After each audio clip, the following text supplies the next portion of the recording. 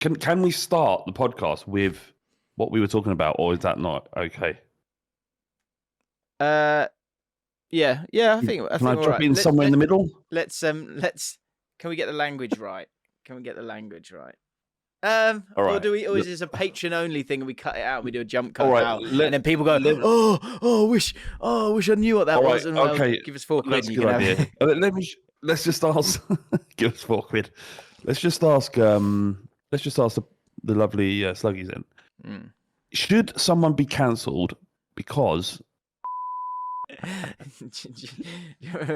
Back in the day, it was Dom. My mate Dom would always joke. He'd go, if you ever went into his room, he'd go to his computer and he'd go, tools, internet options, delete history.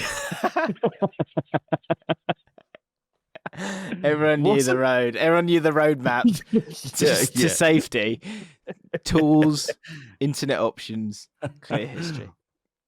Can I ask a question? What was it you who told me the story about mates who had? Everyone had like a folder, deep hidden folder in the computer back in the day. My mate Billy. My mate Billy had a finances. Finances. Tick tick. Click click. In P file. Click click. On. Click click. Treasure chest. Absolute treasure chest. Look, Rob Turner with a quick fire Command Y clear history. Nice. Catherine's just typed something here that's taken me back that I haven't thought about for years. Hidden folders. There was an option you could hide folders, didn't you? Hidden folders. Oh yeah, Catherine. Yes. There was. I know. Well, now she said that, I'm obviously thinking what might be in Catherine's hidden folder. That wasn't a euphemism. Fucking hell. What she might be into, and what I found out the other day, which is mental, James. To me, is mental. Is women watch gay a lot. What? Like we watch those. They watch gay. Really? Yeah. True? Is that true? I know. Look, Catherine might not, but lots and lots of women watch. I don't double the penises. Double the testosterone and masculinity. I think. Just cross your eyes. see two if you want to. That's what I do.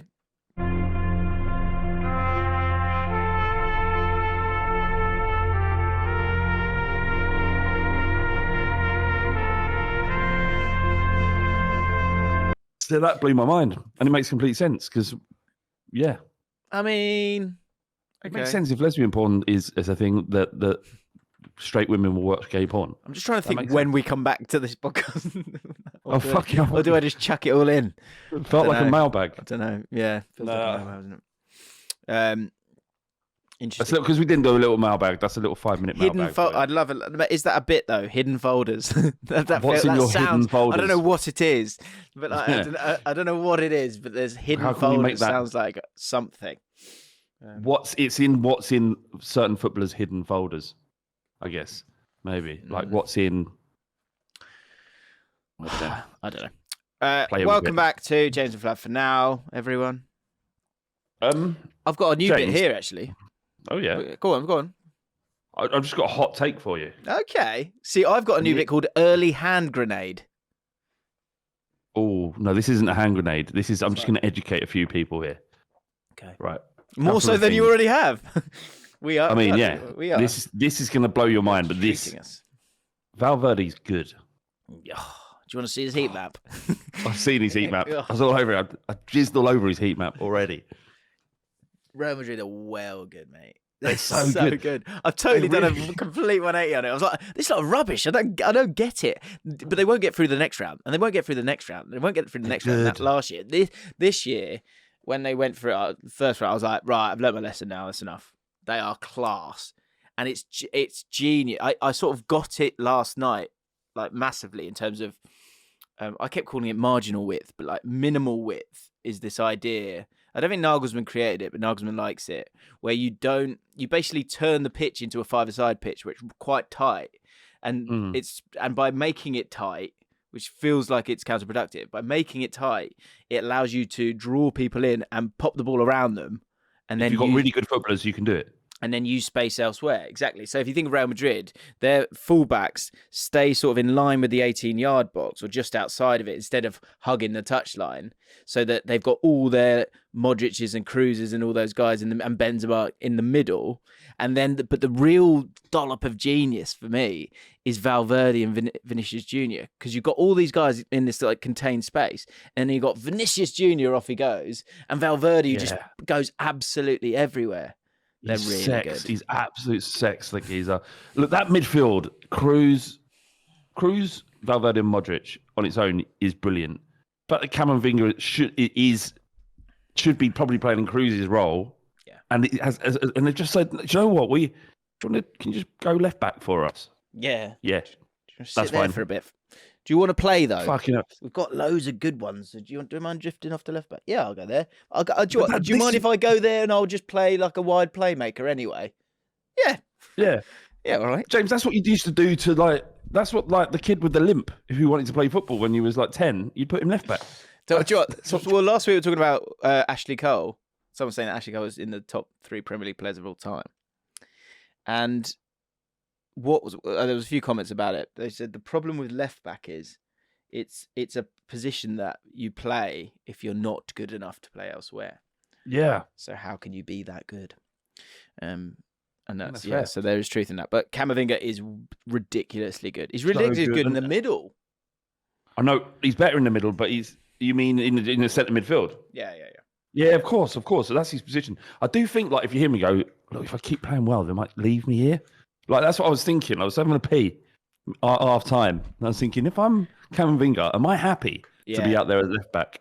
Yeah, you got to be careful, haven't you? He solved the problem that he doesn't want to solve. Do you know what I mean? Someone else can solve it. One must beware their own talent. Yeah, sometimes. And in my head, I don't know why this all played out.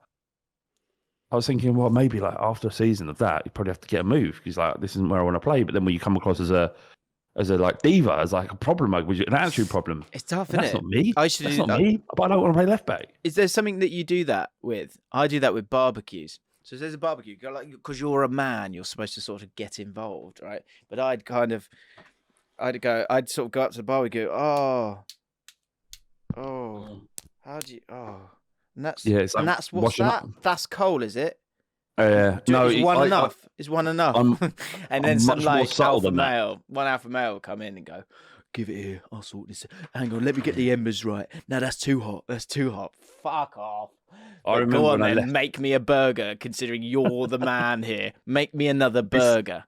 Has this happened, James? This feels like it's. I just find it hilarious. It's Tusk. It's the worst.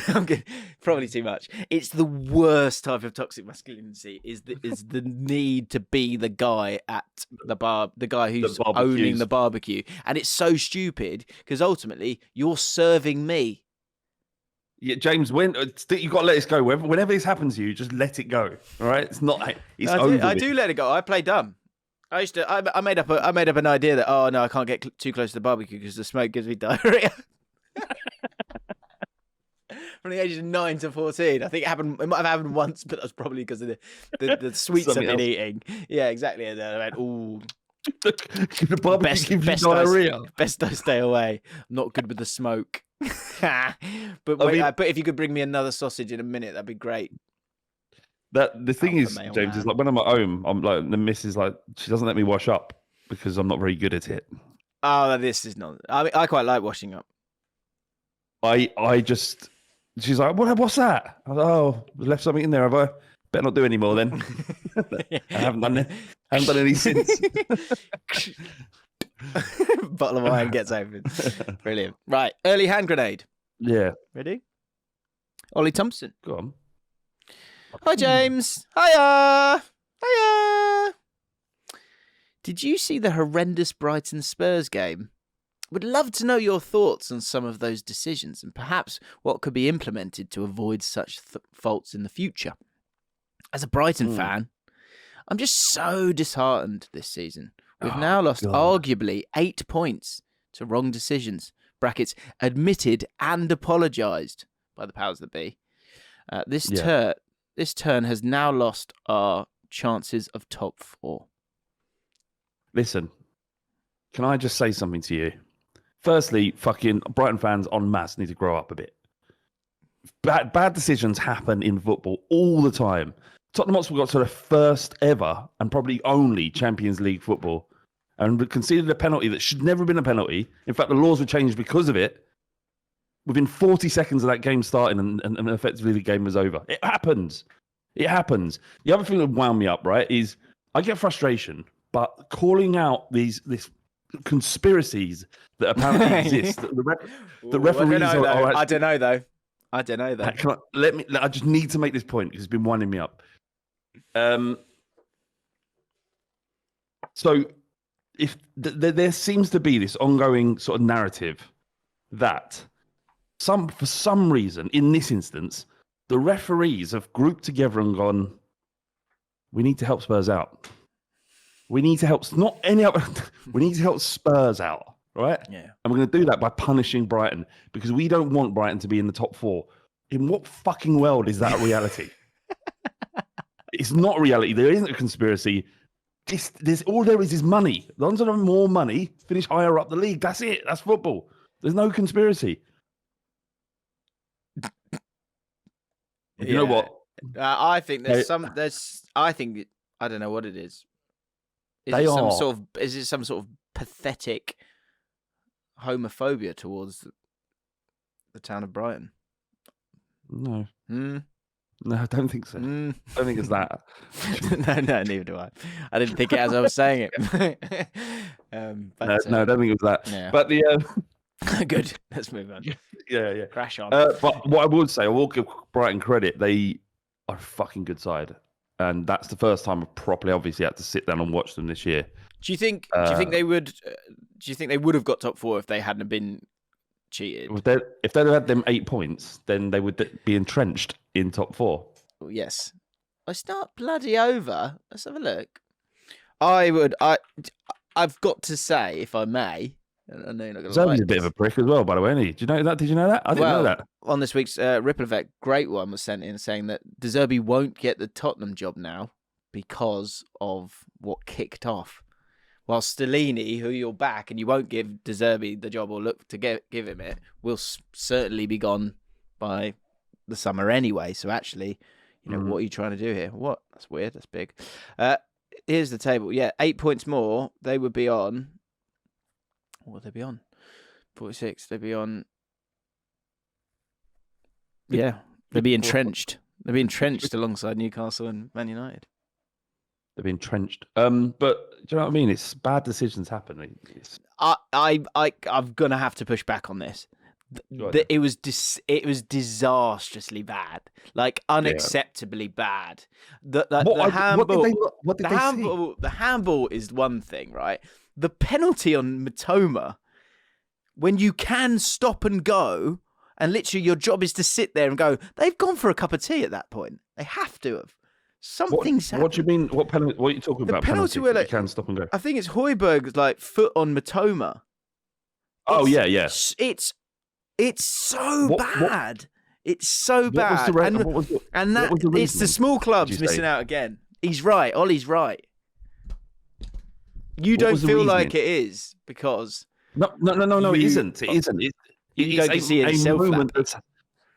No. It's a moment that happened in a football game. There isn't an ulterior. It was a bad decision. It should have been given a penalty, but it was ineptitude. It wasn't some sort of conspiracy, some skullduggery that had gone on behind the scenes to make sure that Spurs didn't concede a penalty. But my problem is, you say it's a moment. It's a moment. It's not a moment because that's the whole point of VAR, isn't it? That it's not.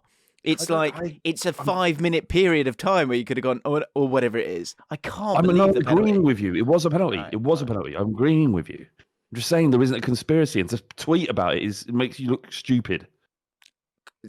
Thinking there's a conspiracy is stupid. I agree, but I don't think that's what Ollie said. To be fair to him, it's not acceptable. This is I'm just looking at the comments. To Jamie Moran says ineptitude isn't acceptable. It's not. Totally agree. It's not acceptable. But it isn't. There isn't. That penalty wasn't given because there was a bias towards Tottenham Hotspur. It was just ineptitude. That's all I'm saying. Fair. Can I read a someone tweeted me about the VAR thing, and they said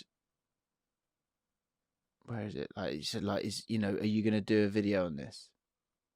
Oh, here you go, Arthur. He says, assuming you're making a video on the VAR calls this Saturday, because I put a tweet out saying, a poll, like, get rid of VAR or it's too late. Yep. And, I think it was like, go back to 2018 before VAR, or essentially that's the championship still right now, or it's 2023, we've got to stick with it. And it just about, people said stick with it. It was still tight. It's like 55, 45. Wow. James, you can tell us then. You tell us, as somebody who's been watching the championship, when you have things that go against it, that VAR might have checked it, right? Does it affect? Do you miss that? Do you sometimes when QPR have been aggrieved of a decision? Do you think I wish we had VAR so that we got that, or do you think it's just better having a league that doesn't have to be stop-started like that?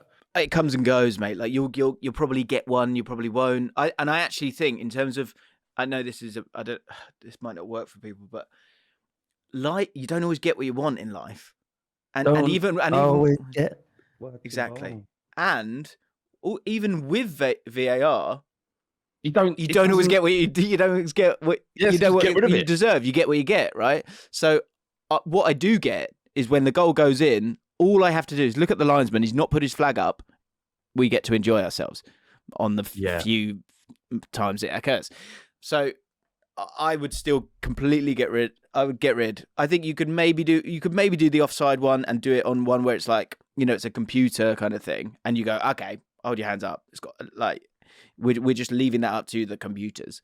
But otherwise, the other stuff, as we've said for 3 fucking years, CPM gone. It's too subjective. But yeah, Arthur the tweet said, assuming you're making a video on the VAR calls this Saturday, please include the Newcastle versus Brentford game calls. As an admittedly biased Newcastle fan, I do feel many poor calls against us have not been discussed this season. I replied, never. Never ever will I do a video on VAR. You replied, love that from you. I like that response. Love that from you. Bit of respect there, Mac. I will never do a full video on VAR. I'm not doing it. We'll talk about it in a podcast. I can't think of a worse video. Like, it's already destroyed Match of the Day 2 because they have to talk about it every single time. Constantly. Yeah. You're talking about something that that shouldn't be involved in the game. And every week they're talking about it. We're talking about it. Everyone's got to talk about it because you can't not talk about it. It's like avoiding the elephant in the room. We went on Soccer Saturday. No, Saturday Social. Will he ever get it right? Saturday Social. I went on Saturday Social. And I kind of got laughed at because they were talking about can you give us like a quick, how do you solve the VAR issue? Right. And I said this, remove it for offsides, let the linesman do his job. Yeah, why are they there? Why are they there? Yeah. But it's not even that, just remove it for offsides. So no offsides are go down to VAR. And if the VAR can't make a decision in 30 seconds, you go with a referee. 30 seconds. They've got 30 seconds. Is it clear and obvious? We don't know. You go with a referee. That's it. Yeah. I like that. I'm okay with that. I think it's one like, it's shit, mate. It's shit. It's boring. And you've like Alan Shearer and Danny Murphy are now the VAR of VAR. Like they look at VAR after VAR fails. It's crap. It's crap. And do you know what? It's almost it's kind of immature for all of us. It's like, we're not adult enough to kind of, well, you get some, you lose some, and that's football. Like, it's just pathetic. 2 reviews per game if you feel that aggrieved. Interesting. I think it'll be used tactically though. It would. Totally. Imagine like 85 minutes, teams on top. I'll review. We would think we saw a handball. Can you go back and check? Oh, where's the handball? It was over there somewhere. Yeah. Just rock, paper, scissors it. Says Malika. Yeah, that's an option. Like, the fact that you can, when a goal goes in, you can just enjoy it. Like, because when you in your mind now, you retrained. Like, goal goes in, is it a goal for you? No. Exactly that every single time. Where's the infringement? Where did it go wrong? How can this be pulled back? That's your first thought. Horrific. That's it. Horrific. It is horrific. We've talked about this over and over again about how it's taken the very best element of football away.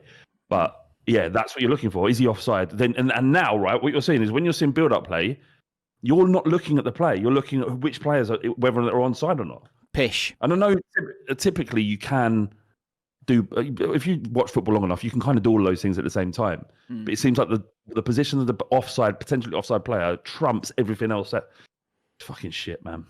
Yeah. That said, that's the good side of maybe QPR going down to League One. Just stay far away from VAR. Happy days. You'd have a look at the league table, mate. I mean, have we stopped the rot though? Have we stopped the rot? Have 2-2, 2-2 draw against West Brom.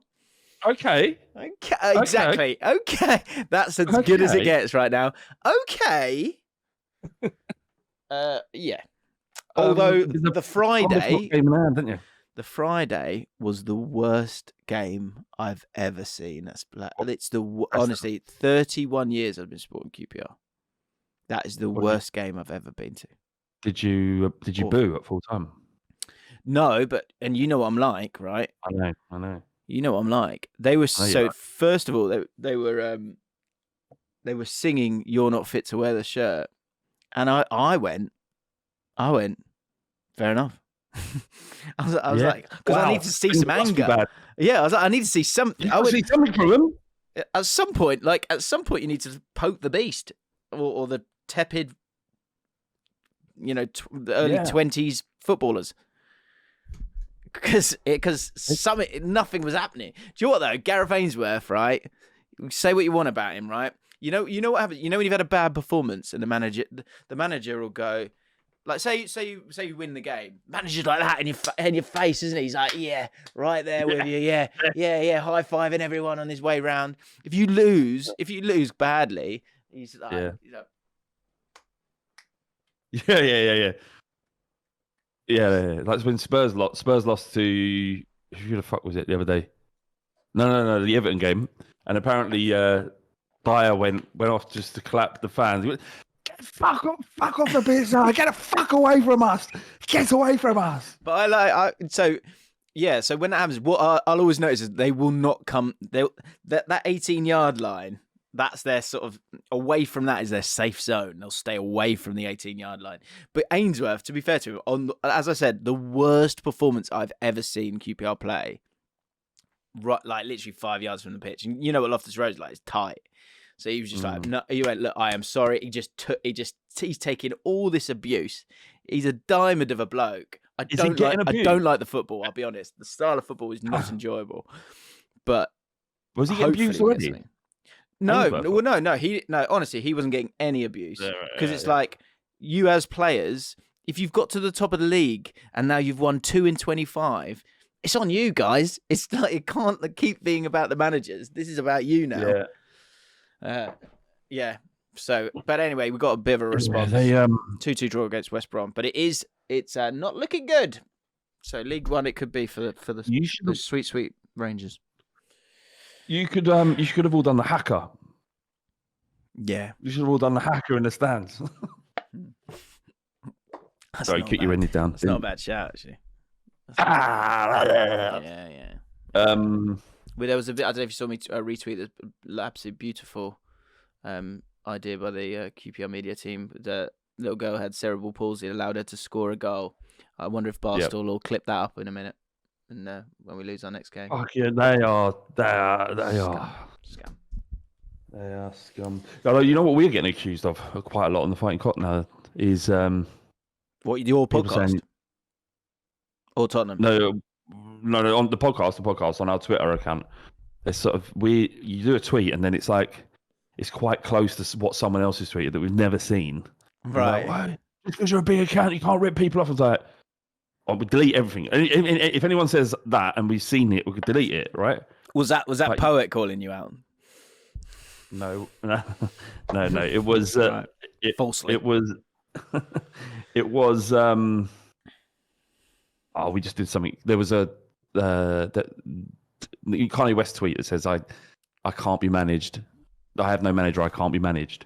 Right. And we quote tweeted it with Tottenham, Eric Dyer, something like that. And then someone put something very similar and got loads of hate for it. You get a lot. It's funny that, isn't it? Like you because until you get to a certain size. No, obviously, no one really cares, but you get a lot of that. I get a lot of that now as well. Right, let's keep going. Well, go on. No, go on. I was going to say I've never enjoyed football as much as I'm enjoying it right now. I'm watching every game. I don't know if I like everything. Anything that's on telly at the moment, I'm watching. You okay? I watched Wrexham Notts County. I mean, that's a cracking game. Let's talk about that. Wow, we were. I'm starting to turn on them. On Wrexham, I knew you would. I don't think it's fair that they managed to get Premier League goalkeepers to go and play in the conference. I mean, the ripple effect of that is just fantastic. If he doesn't start the YouTube channel, he's not playing for Wrexham right now. Absolutely, 100% nailed on. Is he even getting paid? He's not a lot. No. Not a lot. They're losing money, lots. Wrexham, of course. Like Mullin shouldn't be playing in the conference. Yeah, I told you this. I've told you all this. I know, but I didn't really listen to you. No. Now I know. Right. Mullin's so good. Sorry, this is just from he's really obviously way too good for that level. Yeah, totally.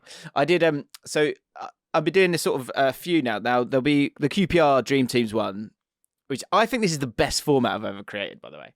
So I don't know if you haven't seen the Ilias Chair Chris Willock one. Basically, it's dream teams, and you have a team each, and then you put forward your player in each position, and whoever puts forward the best reason goes into the ultimate team, and I decide. So we did that, and we just let it be sort of carte blanche, right, for the first two, and the West Brom one's coming out very, very soon, and both of them are great. Daryl DK and Ajayi. And they're like, it's amazing. I think I've really uncovered a format that footballers actually enjoy because they're just talking about something that they know and their own experiences. So I'm really excited about it. Anyway, I did one yesterday in Ipswich Town. It was Freddie Ladapo and Connor Chaplin, who are like both top scorers for Ipswich. And Freddie Ladapo, mate, it got so heated. It was unbelievable, right? And there's one of the talking points was it was Messi up against. It will come out in the next couple of weeks. It was Messi. Right. It was Messi up against. They got so into like the battle of it, and it was so funny. You could see them like change and try and pull at your heartstrings. And mate, I actually don't even know if this will go out because I'm really concerned that they told me so much amazing stuff because they started to realize, I get in the team. My player gets in the team if I tell you something insightful, not if they're better or worse. So they start going, this guy. So. For example, one of the players got kidnapped. Another one nearly fell asleep at the wheel and killed the other one. And another one was sick on a plane. And another player bought a Lamborghini with cash. So you're getting all this all great... come out. But the problem is, what I'm concerned about. Unfortunately, obviously, I can say this on this podcast because the EFL won't be watching it. But I'm afraid, I'm scared that they're going to go. Let's not. I don't want you to put that out. Is there a way that will it be a PR thing, or they just don't want to put it out on their channel? Can you have? It's on my channel. It's on my channel, so hopefully it'll all be fine. I see. So we'll see. But if not, I'll put it on Patreon and just let people watch it. Is that allowed? Probably not. Anyway, but what I was going to say was what I loved it because you kind of did there where you weren't listening. So Freddie Ladapo. They were talking about Messi and Ronaldo, and Freddie Ladapo was a Ronaldo guy. And he said at the World Cup final, those two, Connor Chaplin looked at him and he went, "No, remember, the World Cup, we all watched the World Cup final together. And then when Messi won it, you went, yeah, he's the GOAT now." And Freddie Ladapo, though, because he was still in this sort of competition trying to win and get his player in instead, his player was Ronaldinho. He goes, no, I've changed my mind though, because Messi's a snake. And I was like, what do you mean Messi's a snake? He's like, well, he left Barcelona, he's a snake. And I was like, no, he had to leave Barcelona. They couldn't pay his wages. He went, well, he could have done it for less. He went, no, Freddie, listen, Freddie, there's like legalities this. You can't pay less than 50%, otherwise it's fraud. He went, nah, snake. He just didn't want to hear it. It just wasn't. I was like, Freddie, listen to what I'm saying. He's like, nah, snake. Yeah, I love that. It's just, I don't care. This is my opinion. I'm never going to change it. Just wasn't having it. It was so good. Anyway, right. AA Battery says, And we're still in the sort of early parts of this podcast, but you should go through each position every week and pick the best 2 in that position to have played in the Prem. Then the slugs can battle it out in the comments and pick who reigns supreme. All right, let's do right back. Okay, so you start with a goalie, don't you? Have we done left back already? Yeah, we kind of have done left back. It's obviously isn't it? It's obviously let's go. Goalkeeper then. Okay, goalkeeper. All right. And by the way, last couple of weeks we've been looking at who are the top 3 Premier League players, but we're moving away from that now. We're starting to build a team. Right, goalkeepers. 2 best goalkeepers of all time. I won't say Lloris because people will just go Spurs, but it is Lloris. Do you know there's a massive problem, I think, for players who played in the 90s. No one rates him anymore. I mean, Schmeichel probably is the best goalkeeper the league's ever seen, but it was so long ago. That's it. Like Shearer's only in there now because of the goals. He's top of the pile, isn't he? And he is like, but I'm like feeling it now where you're going to go, oh no, he was unbelievable, and they're going, young people just go, Yeah, I better go and watch him on YouTube. The problem is Schmeichel in this modern era would struggle playing it out from the back, that sort of thing. He was the best shot stopper I've ever seen. What's the criteria here, Flav? Like, is there a criteria that you can apply that would allow Schmeichel to fairly battle it, and of course Nigel Martin to fairly battle it out against the De Geas of this world, or the Edisons and the Allisons? I think the reason why you got to pick Schmeichel, I don't know what the criteria is, but he would get into every team. He's better than every goalkeeper currently playing. Do you know what? People talk about like sort of points saved is maybe a good one for goalkeepers, because I think that points saved or accrued. No, I don't know, because I'm trying to allow it to be an attacking thing as well. But because the one thing I would say is, right, people would go, Pete Schmeichel, he'd save you 15 points a season. And I would be like, okay, but, right, you're playing for Man United, who dominate every game, and he makes 3 saves a game. Whereas Rob Green, for Rangers, he's keeping the fucking score down here. He's actually probably, he's probably saved us more embarrassment. Well, I remember there was a goalie called Dave Watson who played for Barnsley. His career was cut short. I think he's done a Ben Foster podcast. Became a goalie coach for England, I think. He was world class for Barnsley in a season that they went down. But no one knows. No one cares. Ramsdale's been relegated 3 times in his career or something. He's gone to Arsenal and he could win the league this year. Yeah. It means how well you perform under the circumstances in which you're put in. Do you know what I mean? If he's, it would be shots saved, points saved, that kind of thing. There should be like an X. Is there an XS?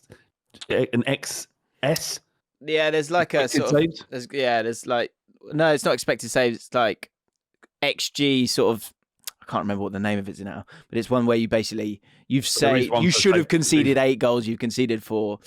Matthew Blake says Peter Cech won everything without a skull. That is true. Schmeichel did have a skull. Quite the skull. I mean, it's all personal, isn't it? You're not going to totally do this fairly. Who would be your 2? Schmeichel's definitely there.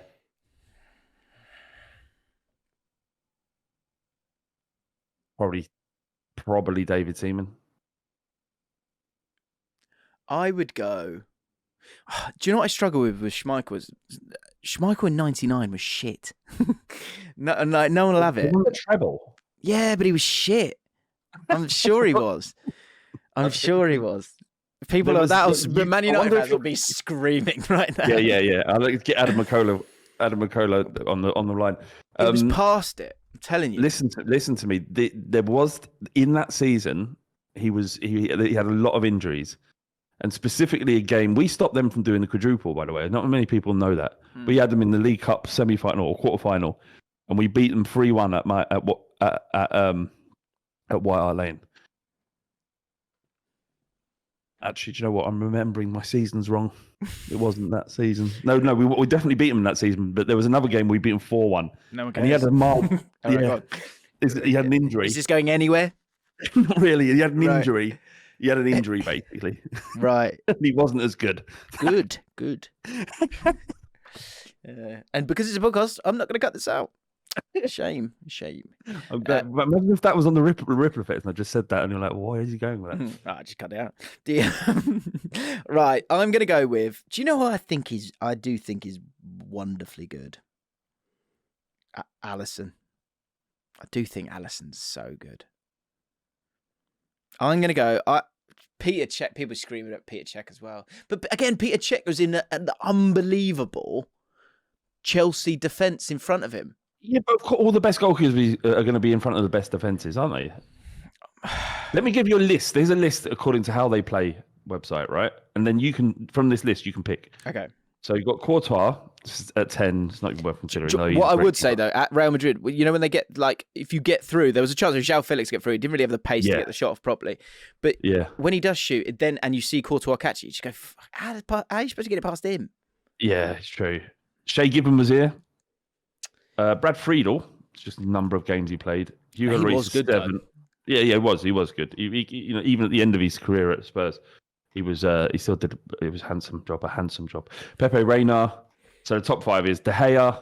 That is big side bias nonsense bullshit. How's Nigel Martin not in that list? And who's the last one you said?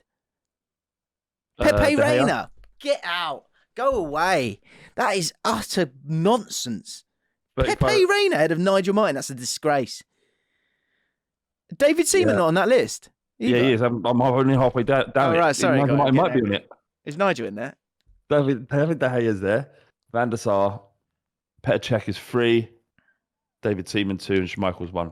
It's got to be Schmeichel or Seaman. I don't as good as those other teams. Good as all these other goalkeepers listed. Where's Nigel? Nigel was good. Disgusting. Nigel was a great goalkeeper. Outrageous longevity as well. Right, I will go for. We can put Nigel Martin in there if you want. Nigel Martin needs to be in that 10 and Pepperini needs to go away.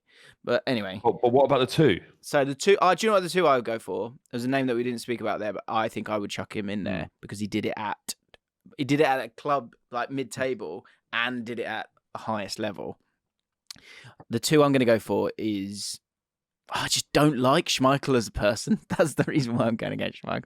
But I think you probably got to go. I just don't like. He's just like he's been dipped in annoying, isn't he? Oh, hang on. Honourable mentions are Nigel Martin. Thank you.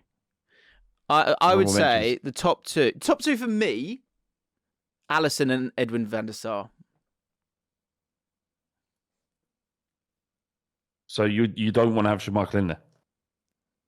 Probably should have. You've got to have Schmeichel. You have to. It looks ridiculous if you I'd don't. have Edwin van der Sar and Schmeichel then. Van der Sar and I'll have Schmeichel. It's up to the Sluggies to decide. Up to the Sluggies, you decide. Go Sluggies. Just comment the word Schmeichel or Van der Sar, because that way I can do it quickly. Okay, good. Next week, centre backs. Slugs in the Wild. Oh yeah, just want to give a shout out Enzo Fanis. Just been dumped after a 3.5-year relationship. This pod is the first time I've smiled in days. Cheers, lads. Aww. Enzo, we see you. Mate, she was rubbish, but like all your mates said it. She was crap. Don't worry about her. Or him. I don't know. Whatever that relationship was, that person was rubbish. You're great. Okay? I'm presuming you're... Yeah, I mean, look, come to the next live show. Get a nosh. You know, there's plenty... Get back on your feet. There's plenty of attractive people at the live show. Get a nosh, give a nosh. Get back on your feet. Either way. Yeah, good luck to you. We see you. What have we got here? Calling it. Freddie Molyneux's back, Flav. I saw him in the chat. And I just can't even think about Freddie Molyneux ever again. Well, he's got another story here. I can't think about that ending of that story. Mate, you stop talking about that because that's such an annoying thing to do. You go, oh, this thing, and I can't tell you it. No, I can't tell you it. I can't tell you. It's annoying. So stop doing that. No, you can ask Freddie. Freddie can tell you it. He can do it. Just we can't. Freddie's in the chat. Don't do it in the chat now, but find him on Twitter or whatever, and I'm sure he'll tell you the story. Right, Freddie, what's your Twitter? I don't think. But do you know what I would say? Why tell us then? Why tell us? Why come up to me outside? Yeah. Why come up to me? And not just to me. They thought, oh, that was good. I'm going to go and tell James now as well. It will never leave my brain. Yeah. And do you know what? The thing is, because that's the thing. I would say you don't need to know, Tom. You don't need to know. You don't. I'm doing you. You've like we've been doing this podcast a long time. Trust me here. You don't want to know the story. You don't want to know it. I'm telling you. I think hands down the worst story I've ever heard. Probably. Scurried. Harrowing. That's the word. Harrowing. Scurried away. Oh, Catherine's been told. Yeah, Freddie just tapping people on the shoulder. 200 people. All right, guys. Yeah, it was me up there doing the story. I've got another one though. Just ruining people's lives. Yeah. He's just walking around ruining people's lives. That's what Freddie did. We need to wash this away. Freddie, 1 week ban. 1 week ban, Freddie. Freddie, do us a favour. Just fucking give it a rest, will you? Tom Jordan got told as well. Fucking Freddie. What's going on? How many times did you tell this horrendous story? Tom Jordan got told. Spread like wildfire. That is, yeah. Freddie walks away from the live going, do you know what? That was a really good in. Next week into the club. All right, ladies. Got a little story for you. So he's Freddie said to me outside, he went to me, I've got this terrible story, but I'm not sure. It's awful. It's awful. And I was like, well, you don't have to tell me. No, it's awful. I feel bad. I don't want to say it. Don't then. He's like, nah, well, all right then. All right then. You bet my arm. Bet my arm. Anyway, can we have a clue? You don't want a bloody clue, I'm telling you. You don't want a clue. You don't want to know. Ask. Catherine knows. Go and ask her. Yeah, if you need to know, ask Catherine. I know. Although, again, I would say, Catherine, don't tell them. You don't want to know this. It's horrible. Okay, right, let's stop. Anyway, Freddie's got... If someone shows you a video and said, this is a disgusting video of something you don't want to see, do you then look at the video? Is that... You kind of want to, don't you? But no, I don't. I'm like... Sometimes you've got to just trust. Here's a picture of a fucking, some poor bastard getting beheaded or whatever. Got it. Oh, yeah, I can't say it on... Sorry. Anyway, Freddie's got another story. Got another calling it story. Don't worry, boys. This one won't leave you mentally scarred. Wink emoji. Cheers, Fred. Bing! Right. It's about my old man taking my brothers and sister swimming when they were younger. Brackets. I was just an accident waiting to happen at this point. My two older brothers were about 10 and 7, and my younger sister was just a toddler. When they arrived, my dad took my sister off to the baby pool. Told my brothers they could go off by themselves and play in the big pool. Be good, lads. I'm trusting you, were my dad's final words. Anyway, 20 minutes later, the lifeguard comes and taps my dad on the shoulder. My 7-year-old brother trailed behind him in floods of tears. Excuse me, sir. Is this your son? Yes, it is. What's the matter? I'm afraid your son has been making water in the pool. Making water in the pool? You mean he's weeding the pool? I'm afraid to say so, sir. For God's sake, don't all kids do that. There's no need to embarrass him and march him over here in front of everyone. He said, that might be the case, sir, but they don't usually do it from the top diving board. Didn't. It's a good little punchline at the end, Freddie. Well done. Yeah, that was like a joke. Yeah. Good. Sadly, most of your stories end in a different kind of punchline. Yeah. It actually did. The last thing he said about the story, Freddie tells a good story, I think. He ends on the punch. Let's land on this. Now this will fuck you in the head. That is good. I'm not calling that. I think that was true, 100%. Okay. Right. Are you calling this one? Blake Davies. Back in 2019, I spent a weekend in Madrid alone after drunkenly buying the wrong flights for the Champions League final to watch Liverpool. I purchased flights on the 1st of July rather than the 1st of June. I went away without telling anyone, and on my first day, I remember seeing quite a few dwarves. Small people. What? I don't know what you're supposed to... Small people. Little people. Okay, but for the story, I'm going to say dwarves from here in. I apologise if anyone's offended. So I decided to keep a running tally. At the end of the day, I had seen 7 dwarves. I had a call with my friends that evening and told them about this. One of my friends, James, who is consistently who I consistently like to do a light bit of gaslighting to, immediately burst out with 7 dwarves. You expect me to believe that you've seen 7 dwarves? Did they have a sleeping princess with them as well? I had not made that connection between the 7 dwarves from the fairy tale and the actual 7 I had seen in my mind. But due to my gaslighting nature to him, I was never believed. To this day, he still doesn't believe I was ever even in Madrid. Which thoughts, Flav? Calling it? That's like the way you just ended that and went, thoughts, Flav? What do you want me to say to that? So his story, it's not even a story. His story is that he accidentally bought the wrong plane tickets on the wrong day, went to the place where he wasn't supposed to be going, and then saw 7 dwarves. End of story. All the tourism he could have done and just sort of spent the day hunting for little people. Yeah. Yeah, don't worry about it. I'm close to calling it, but I'm going to leave it. Okay, it's a story.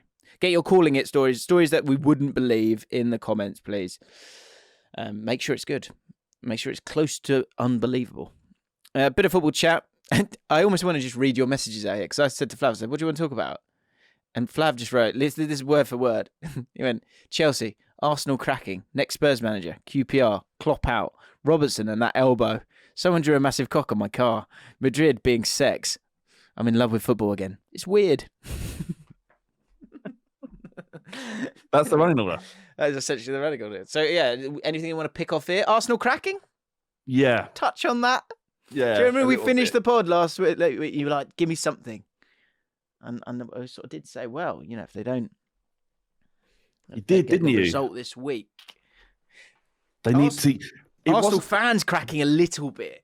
Can I say that? Because I did a video that evening looking at the fixtures, and I thought I sort of came away with thinking, all I said was I think Arsenal are underdogs here because the games they've got are harder. You know, Chelsea at home. If you don't understand the nuance of Chelsea at home for Arsenal being harder than Chelsea, I can't remember if Chelsea are at home or if Arsenal are at home in that one, but. Basically, Arsenal and Man City have both got to play Chelsea. That's a harder game for Arsenal than it is for Man City because it's a London derby. Yeah, because of it's London derby, the history between it. Chelsea will want it. Yeah, Lampard understands it. It is a harder game, yes, for Arsenal than it is City. And and a few of the other ones. But the Arsenal fans was like, "Why are you throwing so much hate just because we've drawn one game?" It's like, oh no, you're stupid, aren't you? Oh no, fundamentally, you're stupid. No, fundamentally, I've told you about this at Arsenal. Is that if it isn't going 100% well, they fall apart because there is no foundation. There's no footballing foundation to their club. What their club is built on is nothing, right? So their fans are by proxy very devoid of any kind of resilience. So what I would say, but them just saying it was just a draw, the whole world knows, and you know. That draw was really significant to where the title might go on. If you'd have won that game, I'd have said it's Arsenal's. It's done. It's Arsenal's. But the fact that not only did you draw it, you should have lost handsomely. I look. All I'm saying, James, and it is just one game, but it's going to be great if they don't win the league because they should have. They should have. And what I saw in that second half didn't look like a Premier League winning team. It looked like a tired bunch of players. Players that performed brilliantly, out of their skin, really, but they look knackered. And Manchester City, on the other hand, look like they've just kicked off. Looks like they've just started. They look fresh. And that is because they've got 2 squads, effectively, for 2 first 11s, whereas Arsenal have got 12, 13 brilliant players, which have cost a fortune to amass, by the way. But they are brilliant. They are like this. They'll be going again next year. I would just. I think the Arsenal squad's better than. I think they're great. I think Arsenal. There's someone King's asking me there. Are they still your sweet Gunners, Jim? Yes, they are. I turned off the game at half time because I had an Easter meal, and that's why I didn't do a sort of breakdown of that game that evening. I know everyone's been wanting to know the answer to that, and that's why. And but I was like, I couldn't believe it. There was 2-2 because they were so. I found that they were quite dominant. They were dominant in the first half. Second half, Like the save, there's two saves that Yeah. Ramsdale made. The second save, especially, like so how he didn't score that. They missed the penalty. They conceded two goals. Every time Liverpool came forward, they looked dangerous. And you're going to have that in times in the season. But why this is significant is this is what Man City has done previously: is they get into this groove at this point of the season where they seem unstoppable. They tore Bayern Munich apart, Bayern Munich no less, and you'd expect them to do it again. If Arsenal can go to the Etihad and not lose, then you'd say the advantage is now back with Arsenal. But effectively, we've seen Man City win every game they've needed to win before. They look fresh. They've got two strikers. It's going to be difficult. And, you know, as Laura Wood said, we don't have to win the league. It's been a great season. Do you know what I saw? Apparently it isn't about winning, as I've been told over and over again as a Spurs fan. It's about the journey now. Now that Arsenal might not win the league, now it's about the journey. Apparently. What journey? What I would say, right, is because I think I heard the same bit actually. Ray Parlour said, you know, no one remembers second place. Yes, so I would just... we both listened to talks at the same time, right? Isn't that weird? Because I don't really listen to the breakfast show. I love you, Jim. I would massively disagree with that over the last 5 years, because whilst Man City have been so perfect, when you think of those seasons, you think of the two of them. You think of Liverpool as well. You do think of Liverpool as second place. Maybe, you know, bigger fan base, more of a spotlight. All the pundits are Liverpool fans. There isn't that same focus on Man City ever. And that might be, you know, be a reason for it as well. But the bottom line is, for Arsenal to win it, they have to be perfect. Because Man City are consistently perfect. And Liverpool, see, that's it. I found amazing. Like they asked them about, has this been a great team, this Liverpool team? Like, they have been great. Like there's no doubt that they've been one of the great teams. The problem is, Man City have been absolutely perfect for 5 years now, pretty much, apart from the one season that Liverpool took it. And so it's not your normal title anymore. You can have a little go. You've got a puncher's chance. But you have to be absolutely perfect. And that's, like, it's not a resounding failure, but, you know, it's elite sport. You either win or you lose. There's a reason when we go to the table, there's a reason there's a line there. You're first or you're second. And if you're second, you're second. But Arsenal will be remembered, just like Liverpool will be remembered. But sadly, history will probably turn its nose up at it a little bit. And even those pundits straight away were like, you've only won one title there. It's not a great team. And you can do that when you're Roy Keane. But the truth is that has been a great team, that Liverpool team. Yeah. Liverpool team's been a great team. But just quickly back to Arsenal, is that what they will be remembered for if they don't win the league here is not being second best, but just absolutely fucking bottling it. That's how they'll be remembered by fans. Unfortunately for them. Like Laura Woods was saying, well, no, if you ask an Arsenal fan, they will say, I'll remember it as an Arsenal fan. I'll remember that season as an amazing season. That's fine. You can, as an Arsenal fan, remember it how you like. It's your prerogative, right?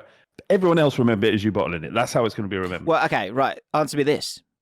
What, for Arsenal to not win the league, right? So Man City, game in hand and better goal difference, right? So win their game in hand up to 70, win and beat Arsenal 73, and they win it on goal difference. If the two of them win every other game of the 8 games and they lose on goal difference, have they bottled it? Look, as a Spurs fan, yes, they've bottled it, but because it suits me. Yeah, absolutely. And I would have been disappointed if you said anything else. No, yeah, of course, to me that they would be. But remember, look, the opinions and the tone in which I, you know, express them when I'm talking about Arsenal, the things I say are a product of what's been said and done to me. Sure. Okay, over decades. Understood. So if I come across as a bit sort of smug or maybe a little bit over the top when talking about Arsenal, it's your lot's fault for what you did to me.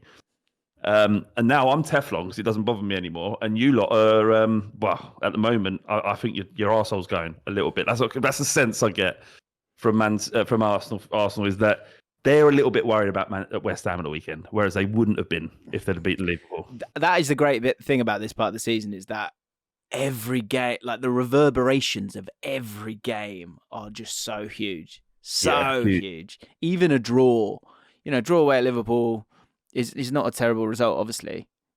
But it just piles pressure on the next one. That's the thing. That's the big thing.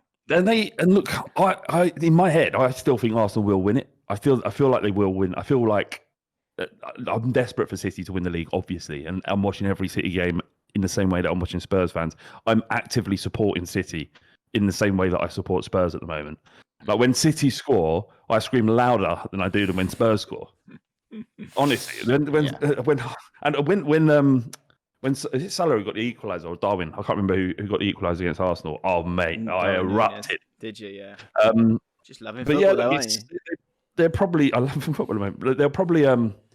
They should. They played the best football, the most exciting football, and they, Spurs hat off. If you don't really want Man City to win the league, you want a team that's gone about things slightly differently. Although let's not forget how much money they've spent on this squad. Noted. I did a video on that Sunday night, and I'm like, I stand by what I'm saying. Man City are favourites to win the league, in my opinion. Arsenal can absolutely win the league, and Man City got to play a lot of games, but they've been here before, and they just look really good. What would be interesting this weekend is I would not be surprised if Man City, after everything I've said, Man City, having played as well as they did against Bayern Munich, but Bayern Munich sort of came and had a bit of a go at them, they somehow draw with Leicester this week. I really wouldn't be surprised. No. And then it's back to Arsenal, isn't it? It's back to Arsenal, yeah. Then it's back to Arsenal. Like, if that happens, then it's back to Arsenal. But they look inevitable at the moment. They just look incredible. Yeah. And Arsenal fans looking at that Bayern Munich game and you're thinking, Jesus. That's it. It was like Bayern Munich weren't even there. Well, that's it, because there was a bit of like, you can't, that like Bayern Munich kind of played bad. A few people sort of saying that. I felt like both games I thought they got it wrong. The sort of the storyline at the end of it. First one, they kind of have. Well, they're saying a bit about Bayern Munich not being great. Bayern Munich played well. Bayern Munich played well. Man City was just too much. Yeah, you cannot stop City when they're like that. They were frothing at the mouth. And the Chelsea one are going, this tie's not over. Tie's over. It is. I've got a sneaky feeling. I don't know what it is. I don't know why. Surely not. If like 1 + 1, I know 1 + 1 doesn't make like 2 in football, but you've got a team that hasn't scored in 4 games with an interim manager who looks like a competition winner. Like in terms of when I saw him there, I'm like there, and against Ancelotti, I'm like this. Wow. Although both Everton managers, which is amazing. Do you know that is incredible? It's meant. Don't you feel like when Lampard, he looks so buzzing to be there? That's an issue. If your manager is buzzing to be at your football club, and this is coming from 3 years of Conte and Mourinho, like that's how scarred I am. Yeah, your manager should be happy to be there, should want to be there. Not too much. All right, Roy. He shouldn't be like you said, like he's won a competition. Yeah, it just feel. Well, I mean that by he shouldn't. What is he doing there, James? Be there. What is he doing there? He's there for vibes. He's there for vibes, mate. And he thought something would click. But you look at how they're playing, mate. They basically give the ball to Enzo Fernandez and go, just pig it from side to side. Yeah, you do something with that. And that's what I mean. Like, look, of course this will get clipped up. And I'm happy to go there. And I know you go, it's the QPR Chelsea thing. That Real Madrid team has experience, composure, chemistry, legs, pace, guile, finishing ability. One of the best goalies in the world, like everything, right? And I know it's at Stamford Bridge and special things happen at Stamford Bridge, but you've then got a Chelsea team who are not a team. They're crap. They've got a forward. Well, they've got loads of forwards, but they've got no one who can score a goal for sure. I agree. Number nine. Yeah. On the other side, you've got the best midfield in the world. You've got the best number 9 in the world. You've got probably the best winger in Vinicius in the world. Yeah, I just can't see it. I can't see it. Okay. I just can't see it. I can't remember the geezer's name. Is it Tukumendi? Chouameni, yeah. Chouameni, sorry. Chouameni. Yeah. He didn't even start yesterday. Yeah, he doesn't. He generally doesn't. Wow. Yeah. But they do have an ability to get in behind, and this is the thing: is they sometimes look impressive on the break, like João Felix on the break. Yeah, there's a moment. Yeah, there's a yeah, and he looks the way he carries the ball. I think he's a really good player. But that's only part of the job. The most important bit is how you get the ball into the net, and without a number 9, it's very easy or much easier to play this attacking sort of counter-attacking brand of football to look great if you're abandoning your number 9 and just putting another player into the attacking midfield or a forward or a deep line forward, something like that. It's a lot easier to look good on the approach. Yeah, totally. But the thing is as well, even the approach, like it's hesitant. Like there was a moment where Raheem Sterling got the ball, and I think Chilwell was maybe on the left of him, and it was like go, like in transition, go, there's space, and Raheem Sterling went and then stopped, came back. Yeah. And the final thing, nail in the coffin for me, with this, is what one must remember is Chilwell's not playing in this game. Cucurella will play in this game of football. And he is. I still like him. Look, I'm sure he'll probably come back and be a solid player. He is 100 miles off it. He is miles off it, defensively in particular. Like that, Chilwell gets sent off because Cucurella's like just miles off it. So there's just no way. I just can't see it. But yeah, watch this game. No. It's up. But me, you know, I'm like, I jinx it. My Jordan Ayew tweet, absolutely unbelievable last week. It was crazy. Well, this is famously in our WhatsApp group. Famously, of the 12 people in it, what was famous about that 12 people is that one of the people in it, I won't say his name in case he's embarrassed, is he said, "Son ain't gonna do shit." We're saying, "Bring Son off the bench," and his words are "Son" in capitals. "Son ain't gonna do shit." He came on and scored a hat trick in 15 minutes. That's class. We renamed the group. That's a good bit. That's a good bit. Famously, because fam hates that. Because I always go, I talk about my family. I go, oh, famously, Dad does this, or whatever it was. Like, what's something that you famously do? Let's know in the comments. We'll finish off with some fucked up games. For those who don't know, this started with this used to be called cool at school chat, things that were cool at school, and it's sort of turned into fucked up games. It turns out that all young men and women probably as well, but in particular, it seems like young boys love a bit of violence at break time. Melwyn, on the topic of fucked up school games, we had a game in our school called Gaddafi. Yes, Gaddafi, as in Muammar al-Gaddafi, the Libyan dictator. We were about 9 years old at the time. The game was played on a massive slide at the playground. One kid was assigned to be Gaddafi, and he would stand at the top of the slide. The rest of the 9-year-olds would start at the bottom and struggle to ascend to the top of the slide, while Gaddafi would kick them and push them down. Weirdly political for a bunch of 9-year-olds. Yeah, I get it. I think it's really good. Luke Bromwich. We used to play a game at school called the sliding game. It started out as having a football and dribbling around the field while everyone tried to slide tackle you. Through the years at school, it gradually got more aggressive until the last year when it got banned and we weren't allowed football at lunch. So we continued to play without a ball and just ran around fly kicking the shit out of each other. Simpler time. Yeah. And last one, Jay Tomlins. A game we played at school was ankle tag. Which was just tag, but you had to kick their ankles to get them. This resulted in kids absolutely taking another's legs just to get them. It got banned after one lad broke his arm after flying onto the concrete after being tagged. Oh, wow. Lovely. Lovely, lovely, lovely. And there you have a footballing podcast. I think that's it. Was there anything else? Oh, sorry. Someone drew a massive cock on your car. Yeah. I'll post it on Twitter if you want to go and see. Okay. There you go. Klopp out. Do you want to just quickly take that off?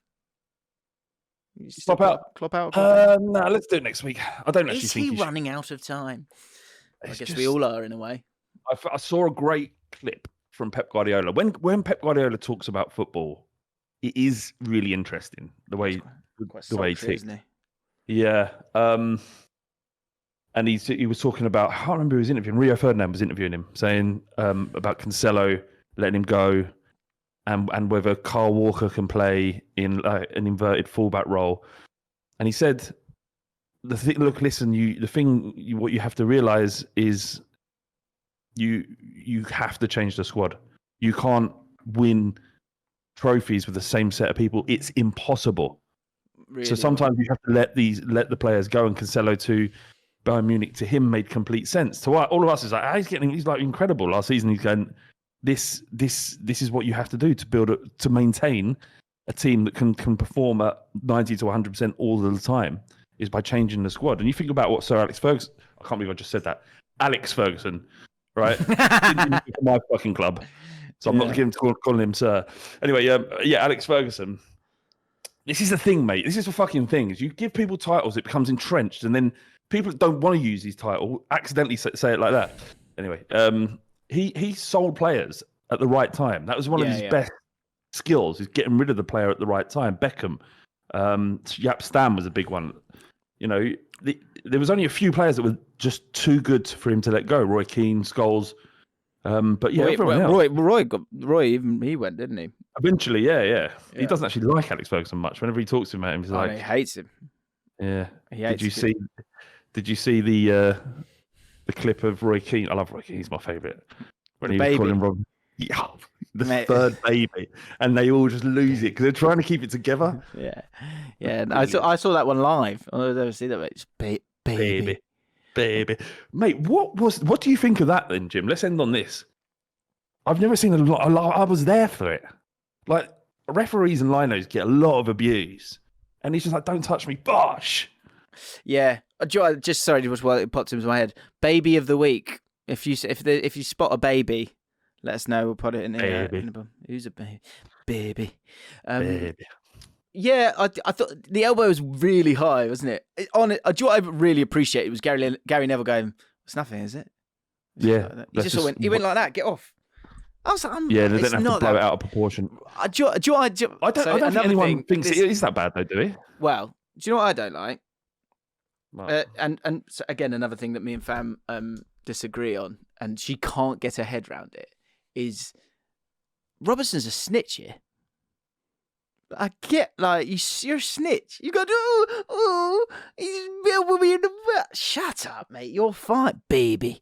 You're he's fine. He's a snitch. He's a snitch. What's he hoping for? That linesman needs to be sent off. Okay. All right. He's going to miss the next game. I've got another one. Hang on. There's another one. They should be down to 2 men or 3 men. What does he want? What does he want? He's just reacting. Snitching. And I like Robertson. Street code. Is that what you're talking about? The street code. Is that what you're saying? He's snitches. I do that with Koa.